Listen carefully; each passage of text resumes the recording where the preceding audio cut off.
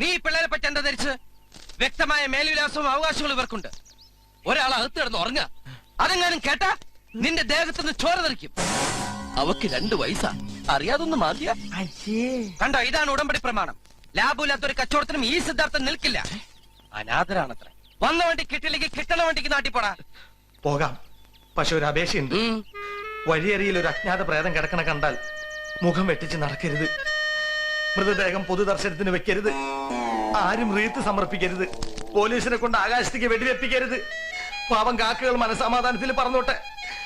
കത്തിക്കുമ്പോ തീ ഉപയോഗിക്കരുത്. പിന്നെ വടിയിട്ട് കുത്തി ഇളക്കണ പരിപാടി വേണ്ട. ശവത്തിലായാലും മറ്റുള്ളൊരു കുത്തിവേദനിപ്പിക്കുന്നത് കാണാൻ എനിക്ക് സഹിക്കാൻ പറ്റില്ല.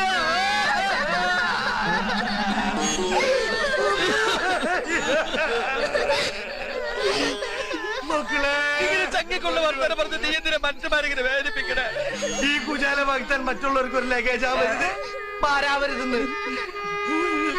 നീ എന്താ തലയിൽ വെച്ച് കൊണ്ടുവന്നേ? ആവില്ല. അവലെങ്കി അവല് എടുത്തകത്ത് വെക്ക്. എന്നിട്ട് ഏതെങ്കിലും ഒരു മൂലയ്ക്ക് ഒരു ചാക്ക് വെച്ച് കിടത്തോ.